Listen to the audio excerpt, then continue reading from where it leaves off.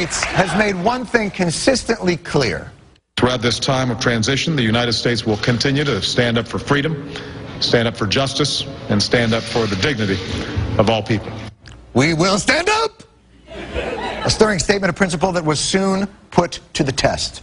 This morning, 6 people were killed as troops, many of them believed to be from Saudi Arabia, stormed a landmark square in Bahrain's capital, where anti-government protesters had been camped. Wow, peaceful pro-democracy protesters getting killed in the streets by their own regime. There's no way our freedom-supporting administration is going to stand for this, Batman.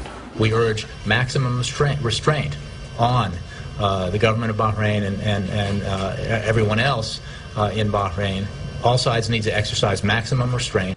Yes, maximum restraint. Both sides need to tone down everything, except obviously the amount of restraint they're using. The Bahrain and Saudi Arabia need to stop shooting the protesters, and the protesters need to stop getting in the way. Why do the rebels in Libya get the help of hundreds of Tomahawk missiles, whilst those in Bahrain get a, hey, tone it down, will you? John Oliver is here to help explain. Thank you. Thank you. Thank you, John, for years, America has been offering help to freedom-loving peoples in a variety of forms, tailor-made to their particular situations. But look, John, you don't want me to tell you about it. You want me to show you. What? Why don't you follow me for a second? Sure. John, too often, countries think of approaching civil war as a catastrophe, whereas in reality, it's a catastrophe. I'm talking about America's freedom packages, John. Please. Freedom packages. Freedom packages, John. Which is right for you? That's what I'm so pumped to tell you about today. John, can any country apply for one of America's freedom packages? Absolutely, John. Let's say you're a country suffering atrocities at the hand of a brutal regime, but your nation is of no strategic importance, and you have little in the way of natural resources, let alone potable water.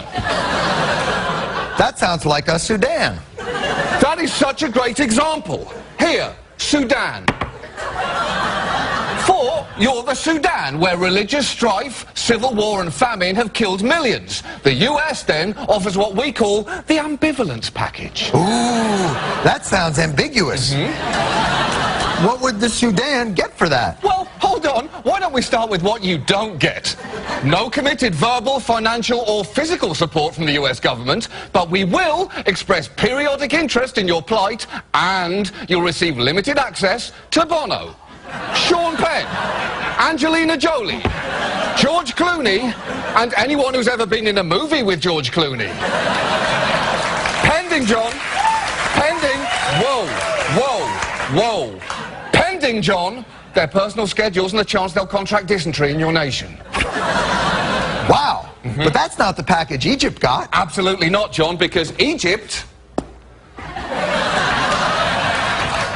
has what the United States calls strategic value. Ooh. That sounds expensive. I bet they get troops. Oh, no, no, no, no, no, no, no, no, no. But they do, John, get the Silver Freedom Package. That's where America will acknowledge your protesters' plight as reflecting the legitimate will of the people, and will even throw in a series of vaguely supportive but high-level statements.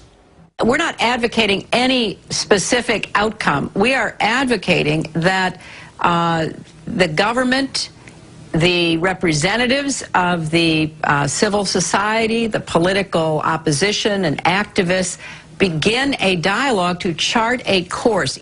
Wow, that was hard for me to even tell who she was supporting there. Exactly, John. That's the Silver Package almost guarantee. But why didn't they get the military tomahawks with the missiles and the fighting and the blowing up? John, that's the Platinum Package. They don't qualify for that. I'll tell you why. It's a funny story, because their despot was actually our friend. It's not actually that funny a story, but I think even impoverished peasants yearning to be free wouldn't want us to bomb a friend. I don't know why they would. Right. But what if the dictator that I'm rebelling against is a sworn enemy of the United States? Well, I like where this is going.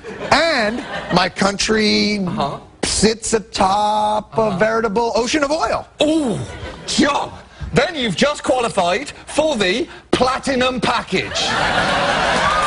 Wow. Is that keep going?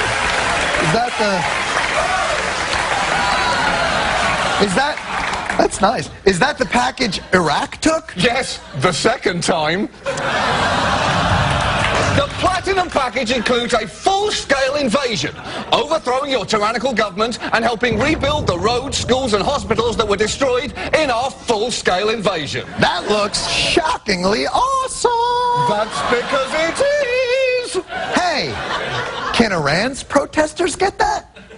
Oh, no, I mean, John, that's a pretty formidable army there. That'd be a long, drawn-out, bloody conflict. But the people there yearn to be free. Well, John, they don't get to decide. That's the best part here. It's not up to them. We decide what freedom package you get and when you get it. So, listen to me. Freedom-seeking people of the Middle East, get out there in the streets and put your lives on the line, because America might be right behind you. Freedom packages may cause America to experience unintended consequences, including but not limited to inflammation of local or ethnic tensions, strengthening of one or more of America's traditional enemies, current allies becoming future enemies who one day use American-supplied rocket launchers against us, jobless unmarried 19-year-old men with dynamite underwear may wish to take out frustrations on freedom package suppliers. If you experience an insurrection lasting over 4 months, seek diplomatic attention immediately. Offer not valid in West Bank or Gaza.